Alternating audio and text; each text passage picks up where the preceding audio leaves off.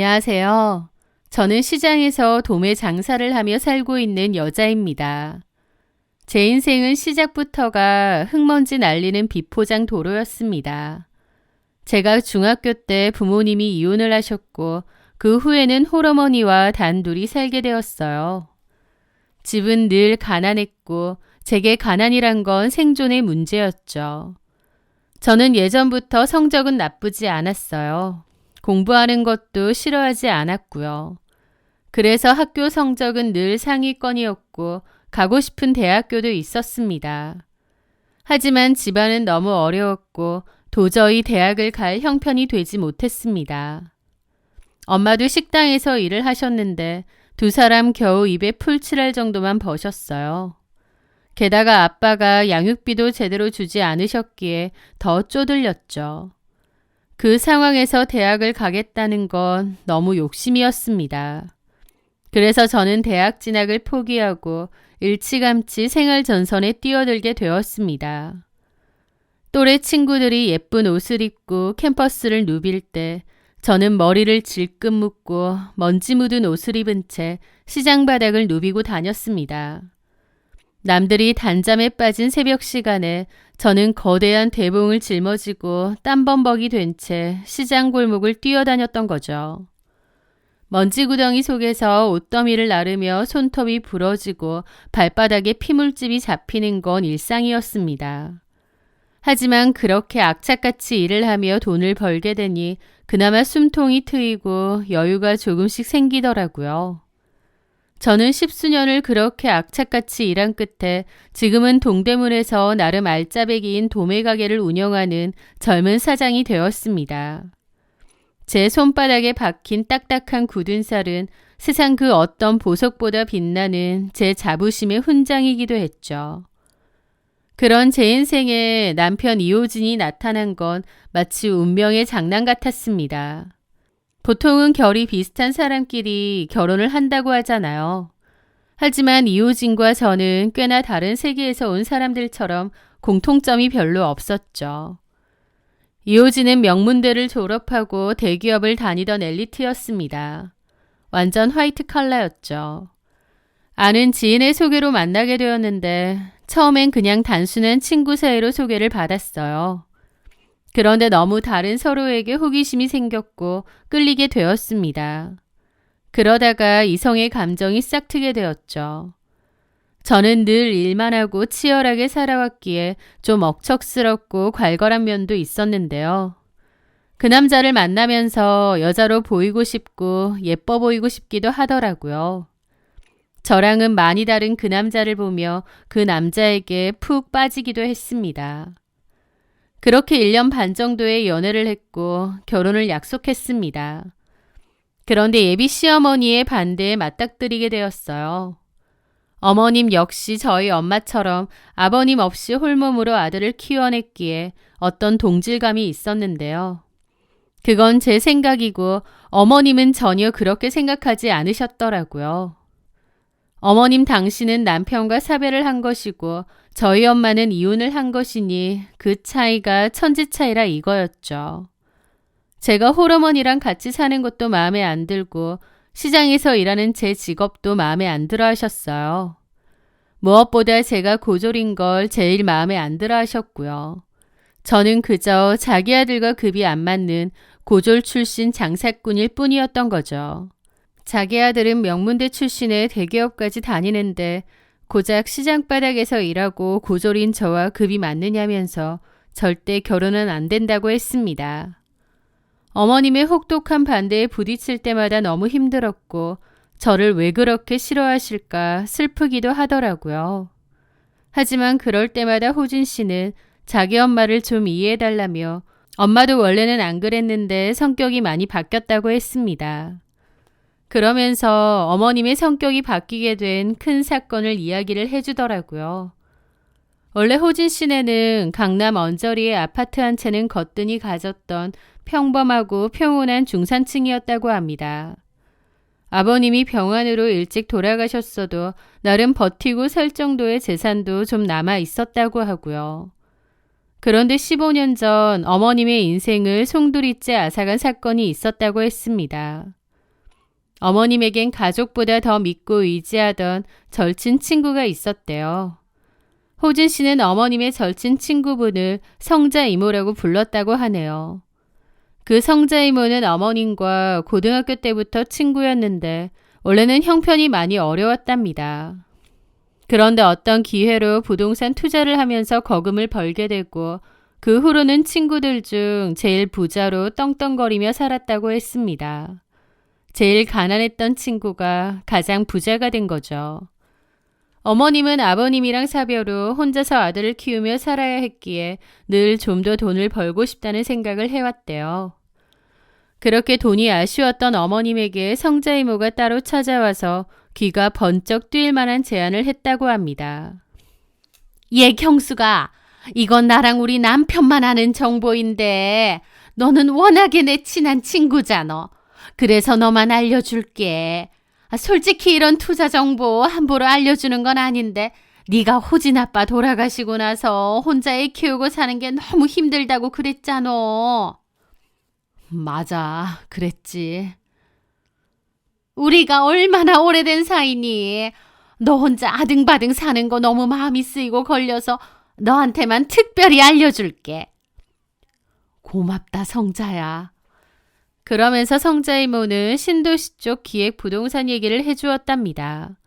그린벨트가 곧 풀릴 예정인데 10배 아니 100배 수익은 우습다고 하면서요.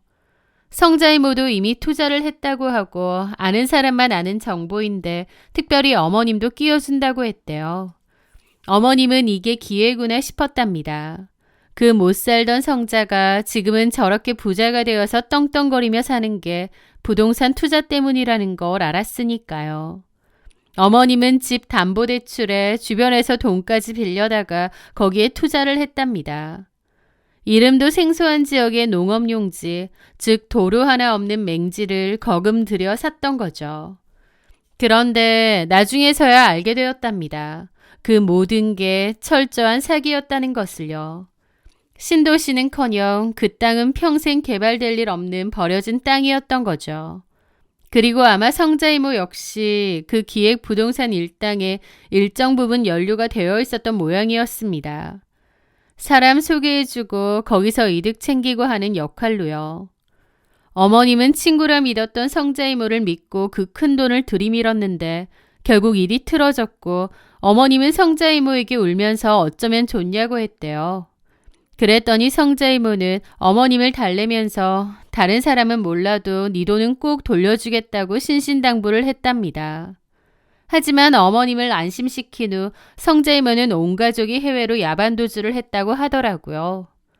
어머님은 그나마도 남은 재산에 집까지 금매로 처분해서 그 빚을 청산했고 변두리에 반지 앞방 월세로 이사까지 가야 했답니다. 돈 날리고 친구한테 배신까지 당했으니 진짜 죽고 싶을 만큼 힘들었지만 아들을 생각해서 죽지는 못했대요. 그 성자라는 친구를 생각하면 죽여버릴 거라고 몸을 떨며 이를 갈았다고 했습니다. 그 후로 악착같이 사셨다고 하고요. 이미 그 사건이 15년이 지났지만 아직도 그년이 눈앞에 보이면 내 손으로 찢어 죽일 거다, 죽이고 감옥 갈 거다라고 하실 정도랍니다. 어찌됐든 어머님은 그 후로 완전 비루하고 가난하게 살았지만 호진 씨의 교육만큼은 최고로 시키셨대요. 이 가난을 벗어날 방법은 호진 씨가 잘 되는 것밖에 없다고 생각하신 모양이었죠. 그렇게 호진 씨는 명문대도 졸업하고 대기업도 다녔고 어머님도 이만하면 됐다고 생각하신 모양이에요. 하지만 애석하게도 호진 씨는 그 대기업을 다닐 때 너무 힘들고 괴로워서 매일 그만두고 싶어 했습니다. 자기는 전부터 개인 사업을 하고 싶다며 회사 다니는 게 지옥 같다고 저한테 자주 그랬거든요. 그리고 저랑 결혼을 하기로 했는데 어머님 눈에는 제가 성에 찰 리가 없었죠. 좀 더 잘나고 학벌도 좋은 여자랑 호진 씨를 결혼시키고 싶었을 겁니다. 하지만 호진 씨의 설득 끝에 결국 저를 허락하셨습니다. 그 배경에는 어쨌든 저는 꾸준히 잘 되는 가게도 있었고 돈도 호진 씨네 집보다는 훨씬 많았잖아요. 시어머니의 생활비를 감당해줄 여자가 별로 없을 건데 저는 기꺼이 생활비를 드린다고 했기 때문인지 결국 결혼은 성사되었습니다. 그런데 남편은 저랑 결혼하고 1년 뒤 회사에 사직서를 냈습니다. 저도 좀 더 다녀보라고 설득을 했는데 자기는 이렇게 살고 싶지 않다면서 월급쟁이보다 사업을 하면 훨씬 돈을 더 벌 수 있다며 큰 소리를 탕탕 쳤습니다. 남편은 자기 전공을 살려 고급 가방과 구두 브랜드를 만들겠다고 했어요. 남편 사업에 필요한 자본금은 결국 제가 악착같이 일해서 번 돈에서 나왔고요. 그렇게 시작된 남편의 사업은 무려 7년이라는 긴 시간 동안 단 한 번도 흑자를 낸 적이 없었습니다. 매달 돌아오는 사무실 월세, 직원들 급여, 그리고 시어머니의 생활비까지 전부 제가 시장에서 새벽잠 줄여가며 번 돈으로 메꿨던 거죠. 너무 힘든 상황이었음에도 그래도 저는 남편을 탓하지 않고 오히려 응원해주고 붙돋아 주었습니다. 자긴 할 수 있어. 언젠가 빛을 볼 거야. 우리 남편 기죽지 말자. 라면서 바보 같은 마음으로 군말 없이 뒷바라지를 했던 거죠. 아무도 알아주지도 않는데 저도 참 바보 같았던 것 같습니다. 그런데요. 사람에게는 누구나 3번의 기회가 찾아온다고도 하잖아요. 어느 날 남편에게도 기적처럼 기회가 찾아왔습니다. 남편의 가방을 한 유명 인플루언서가 착용하면서 소위 대박이 났던 거예요. 한번 대박이 나니 무섭게 돈이 잘 벌리더라고요. 그 성공에 힘입어 남편은 몹시 바빠졌습니다. 7년 동안 적자였다가 갑자기 운이 확 트인 것처럼 돈을 벌어들이기 시작했으니까요. 이 기세를 버려 더 크게 사업을 확장하고 잘 될 거라고 마음을 먹더라고요. 저도 그런 남편을 더욱 응원했습니다. 그런데요. 남편의 사업이 잘 된 건 좋았지만 달라진 건 또 있었습니다. 바로 남편의 성격이었죠. 아니 어쩌면 달라진 게 아니라 숨겨진 본성이 튀어나왔던 걸지도 모르겠네요. 남편은 그 성공을 기점으로 완전히 딴 사람이 되었거든요. 사업이 잘 안 될 땐 자기를 지지해줘서 고맙다느니 결혼 정말 잘한 것 같다느니 자기 엄마를 보살펴줘서 고맙다고 할 땐 언제고 돈을 좀 벌기 시작하자 지네 엄마처럼 저를 무시하기 시작했습니다. 저한테 막말을 일삼기 시작했고 나중에는 무식하다, 시작바닥 구른 티가 나서 창피하다 라는 소리까지 하는 거예요. 그 말에 남편과 크게 싸우고 한동안은 서로 아무 말도 안 하고 지내기도 했습니다. 남편의 그런 말들은 제 가슴에 큰 상처를 남겼죠. 어머님 역시 마찬가지였습니다. 제가 생활비 드리고 하니 그전엔 아무 말 안 하다가 남편 하는 사업이 잘 되자 저를 다시 무시하고 못마땅해 하기 시작하더라고요. 더욱 참을 수 없었던 건 저희 딸에게 너는 아빠 머리 닮아야지. 엄마 닮으면 큰일 난다. 너네 엄마는 무식해서 엄마 팔자 닮으면 안 된다. 라는 소리까지 했죠. 제가 벌어오는 돈으로 생활할 땐 가만히 있다가 남편 사업이 잘 되고 나니 바로 본색 드러내면서 저를 무시하고 깔보기 시작하는 거예요. 너무 화도 나고 서운했지만 그래도 최대한 대화로 풀어보려 했습니다. 하지만 남편은 이미 저에게 마음이 떠난 건지 제가 무슨 말을 해도 귓등으로도 안 듣는 것 같더라고요. 그렇게 남편과 제 사이는 점차 멀어져 갔습니다. 제가 노력을 하면 할수록 사이는 점점 더 어그러지는 느낌이었죠.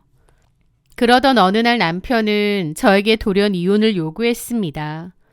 제가 싫고 너무 지겨워졌다고 마음이 없는데 어떻게 같이 살겠느냐 하더군요. 저는 여자가 생긴 거 아니냐 물었는데 절대 그런 건 아니고 그냥 저랑 살기 싫어졌답니다. 하지만 그냥 단순히 마음이 바뀌어서 이혼하자는 것 같지는 않았습니다. 저는 고민 끝에 이모부에게 전화를 걸었어요. 저희 이모부는 과거에 흥신소 쪽 일을 하셨거든요. 지금은 다른 일을 하시지만 도움받을 곳이 이모부밖엔 생각이 안 나더라고요. 제 이야기를 듣고 이모부도 기막혀 하시면서 자기가 뒤를 좀 캐주겠다고 했습니다. 그렇게 일주일 뒤 이모부가 제 앞에 던져놓은 사진 속에는 최진아라는 여자가 있었습니다. 네, 제 예상대로 역시 남편에게는 여자가 있었더라고요. 최진아는 유학파 출신의 외국계 글로벌 화장품 회사에서 마케터로 일하고 있었습니다. 스펙을 보니 어머님이 그토록 갈망하던 엘리트 며느리의 완벽한 표상이더군요. 남편도 그 여자에게 푹 빠진 모양이었습니다.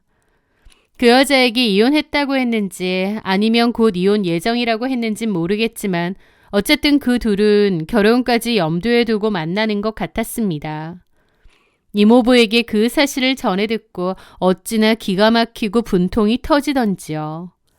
지 힘들 때, 쥐뿔 없을 때 가장 옆에서 도와주고 응원해줬던 조강지처에게 어떻게 이렇게 비수를 꽂을 수 있나요? 정말 피눈물이 날 정도로 배신감이 들더라고요. 남편은 그 후에도 저에게 이혼을 계속 요구했고 저는 남편에게 네가 최진아라는 여자랑 바람을 핀다는 사실을 알고 있다고 했습니다. 남편은 이제 내 뒤까지 캐느냐며 더 난리법석을 떨었어요.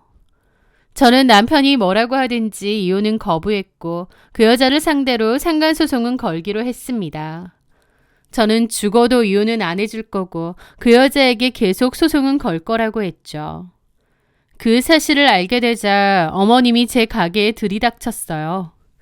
그전에는 시장에서 일하는 며느리가 부끄러웠던지 한 번도 오지 않았는데 제가 상간녀 소송한다고 하자 바로 들이닥친 거죠.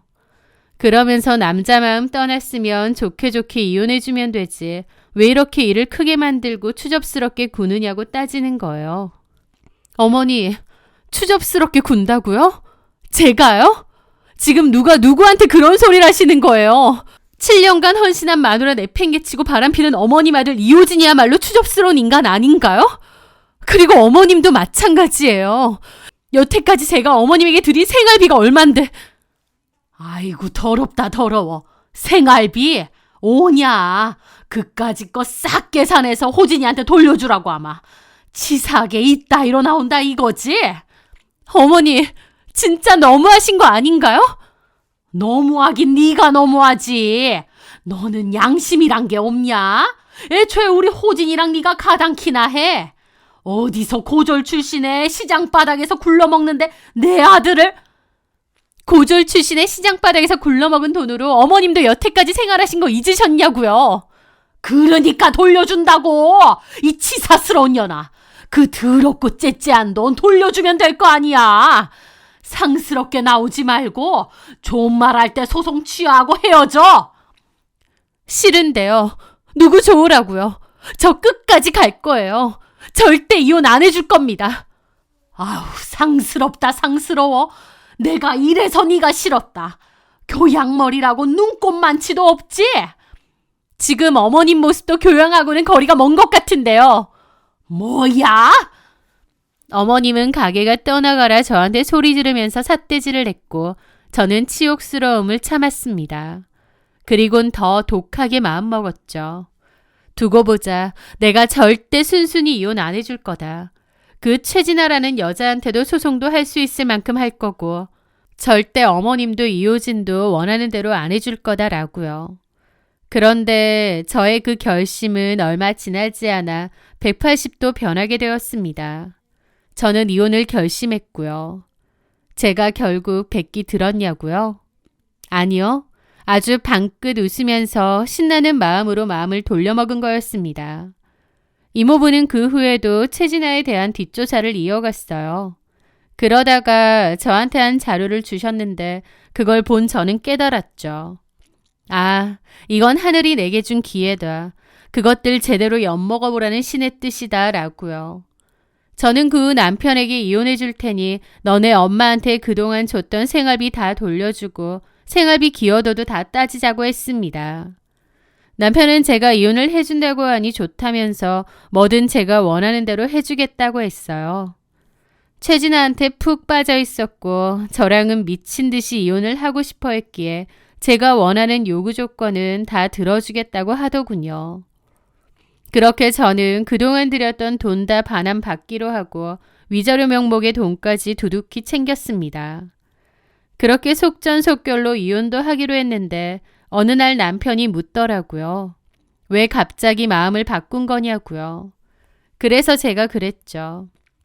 너랑 너네 엄마 하는 꼬라지를 봐. 7년간 옆에서 믿어주고 도와줬던 나 형편 풀리자마자 바로 배신해 먹었잖아. 그게 너랑 너네 엄마야. 나도 너랑 너네 엄마 신물 낼 정도로 지겨워. 나라고 너 좋아서 붙잡고 있었겠니? 지난 7년간의 세월이 아깝고 분해서 이혼 안 해줬던 거야. 그런데 마음 바뀌었어. 너나 너네 엄마 같은 인간들하고 안 끝내면 내가 더 힘들 것 같더라. 최진아라고 했지. 그 여자랑 잘 살아봐. 너나 너네 엄마랑 아주 잘 어울리는 집구석 같으니까. 저는 이를 악물고 그렇게 일갈했습니다. 남편은 아무 말도 못하더라고요. 그렇게 빠르게 이혼을 마무리했습니다. 조정기간만 끝나면 바로 이혼인 상태였죠. 남편 놈은 그것도 못 참겠는지 그 사이에 이미 최진아네랑 상견례까지 잡은 모양이더라고요. 저는 그 상견례 날짜와 장소를 입수하게 되었는데요.